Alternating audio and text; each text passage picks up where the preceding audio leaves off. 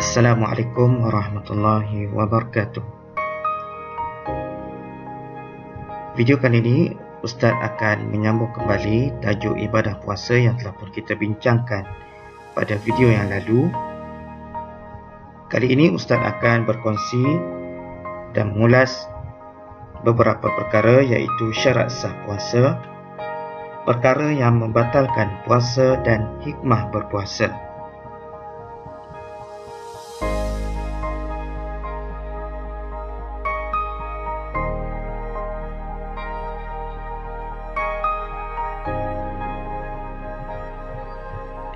Seterusnya kita akan melihat kepada syarat sah puasa. Yang pertama, Islam. Ibadah puasa ialah ibadah yang termasuk di dalam rukun Islam. Seperti mana hadis Nabi, Islam didirikan dengan 5 perkara, iaitu persaksian tiada Tuhan selain Allah dan Muhammad adalah utusannya, didirikannya salat, dikeluarkan zakat, dikerjakannya haji di Baitullah, dan dikerjakan puasa di bulan Ramadan. Yang kedua, mumayyiz. Ibadah puasa bagi lelaki dan perempuan menjadi wajib ketika mereka sudah akil baligh ataupun mereka boleh membezakan antara perkara baik dan perkara yang buruk. Ketiga, berakal. Syarat sah puasa selanjutnya adalah memiliki akal ataupun tidak gila. Pengertian gila yang dimasukkan ialah cacat mental ataupun disebabkan mabuk dan tidak diwajibkan menjalankan ibadah puasa dan wajib menggantikannya di kemudian hari. Seterusnya, suci daripada haid, nifas dan wiladah. Darah haid ialah darah yang keluar daripada wanita apabila cukup umur mereka. Nifas ialah darah yang keluar dari rahim perempuan selepas melahirkan anak. Manakala darah wiladah bermaksud darah yang keluar semasa kelahiran, termasuklah keguguran.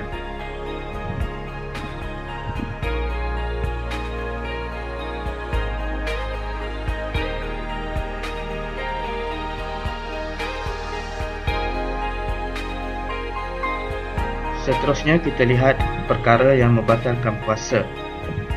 Yang pertama, makan dengan sengaja, sama ada sedikit ataupun banyak. Yang kedua, keluar haid, nifas dan wiladah. Yang ketiga, muntah dengan sengaja. Yang keempat, mengeluarkan air mani dengan sengaja. Yang kelima, jima ataupun persetubuhan di siang hari. Yang keenam, memasukkan sesuatu ke dalam rongga badan. Sampainya ain kepada rongga tengah badan melalui laluan yang terbuka. Ain bererti fizikal, sesuatu yang terlihat pada mata. Ruang tengah termasuklah bahagian otak, bahagian bawah halkum, perut dan terus ke kemaluan depan dan belakang. Laluan terbuka bererti lubang mulut, hidung, kubur dan dubur. Yang ketujuh, murtad. Dan yang terakhir, gila.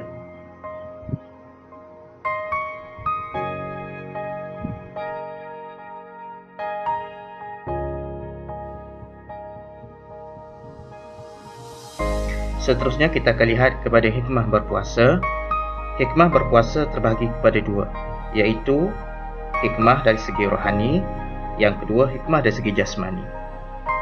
Dari segi rohani, yang pertama, meningkatkan ketakwaan kepada Allah dengan banyak melakukan amal ibadat.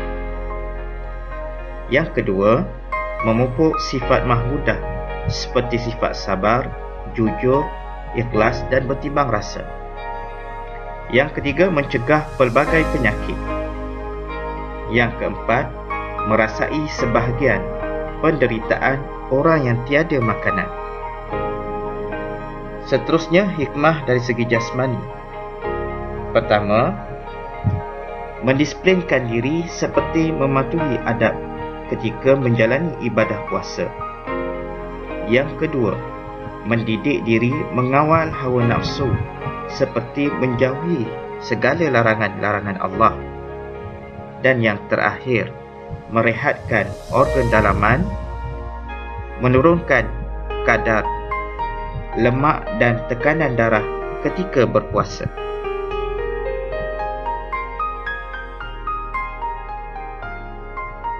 Sebagai rumusan terakhir, puasa Ramadan adalah salah satu daripada rukun Islam yang 5 dan merupakan ibadah yang telah pun difardukan oleh Allah Subhanahu Wa Taala.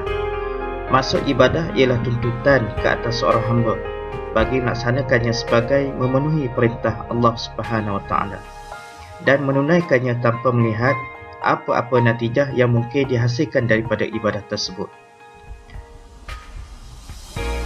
Antara kelebihan berpuasa di bulan Ramadan, yang pertama, natijah puasa adalah takwa.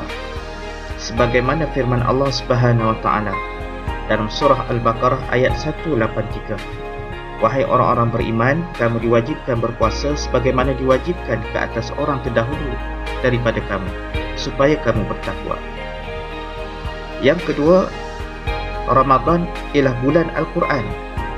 Sebagaimana Allah SWT berfirman dalam surah Al-Baqarah ayat 185. Masa yang diwajibkan kamu berpuasa itu ialah bulan Ramadan yang padanya diturunkan Al-Quran, menjadi petunjuk bagi sekalian manusia dan menjadi keterangan-keterangan yang menjelaskan petunjuk dan perbezaan antara yang benar dan yang salah. Yang ketiga, puasa menghapuskan dosa.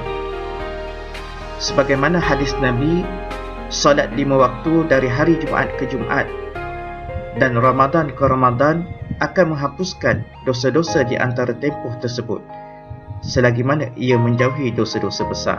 Hadis riwayat Muslim. Yang keempat, Allah sendiri yang mengajari orang yang berpuasa. Sebagaimana hadis Nabi, Allah Subhanahu Wa Taala berfirman, setiap amalan anak Adam adalah untuknya, melainkan puasa. Sesungguhnya puasa itu milik aku, yakni Allah, dan akulah yang akan membalasnya. Hadis riwayat Imam Al-Bukhari.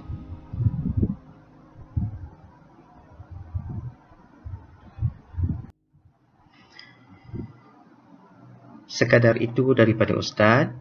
Terima kasih kerana sudi menonton video yang Ustaz berikan.